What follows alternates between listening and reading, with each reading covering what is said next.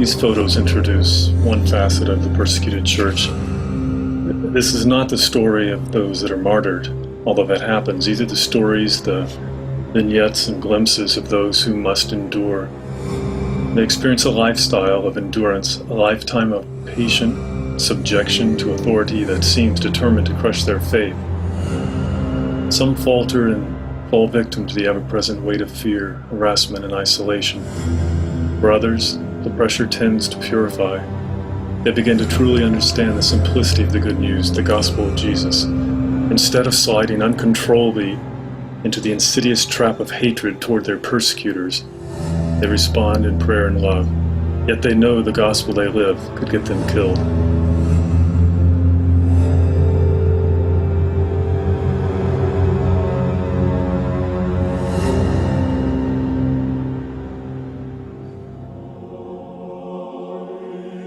The Christian school run by Pakistani believers is like a cool, fresh breeze in a very dusty, dry place. It is one of the few places in Pakistan where Muslim and Christian children are allowed and even encouraged to drink from the same cup. Just a short distance from the school, a Christian man was brutally tortured and died after Islamic fundamentalists saw him drink from a spigot reserved for Muslims only.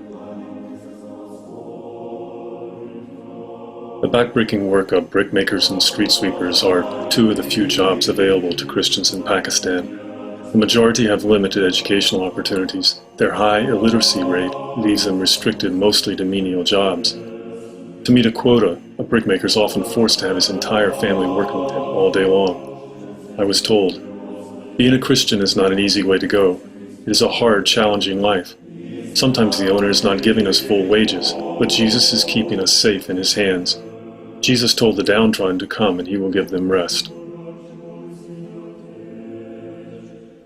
Worshippers gather on a Sunday knowing that only a few days before, 2 pastors had been killed, 2 churches were burned, and 35 homes razed in Karachi. They worship with the power of God's grace that overcomes the fear that tries to paralyze them. A church member here uses a rented gun to protect church members and their guests during a service.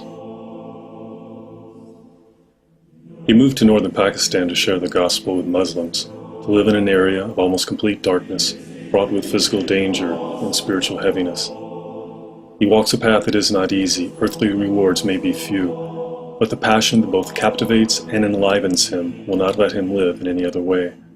The burden that he feels for the Muslims is obvious in his eyes and bent shoulders, but that is far outweighed by his joy as he speaks of a Muslim that is now his brother.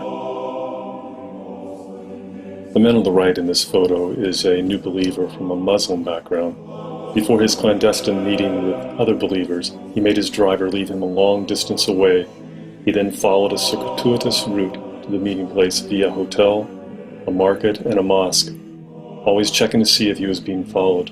When he was sure no one was looking, he knocked on the door of the Pakistani believers and quickly entered. This short meeting of several hours might be his only time with other believers for many months. He lives in the far north of Pakistan and knows of no other believers in his area. For a Muslim to become a Christian in Pakistan often means death, often at the hands of someone in their family. A Muslim woman refuses to open the door to a negotiator that was trying to gain possession of the house with the original Christian owner.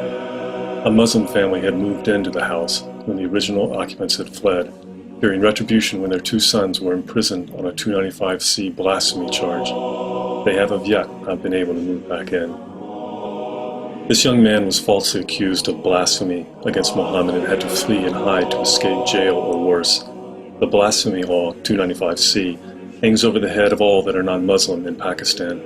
It allows for a Muslim to make an accusation without evidence against a Christian, as in this case, for insulting or slandering the Prophet Muhammad.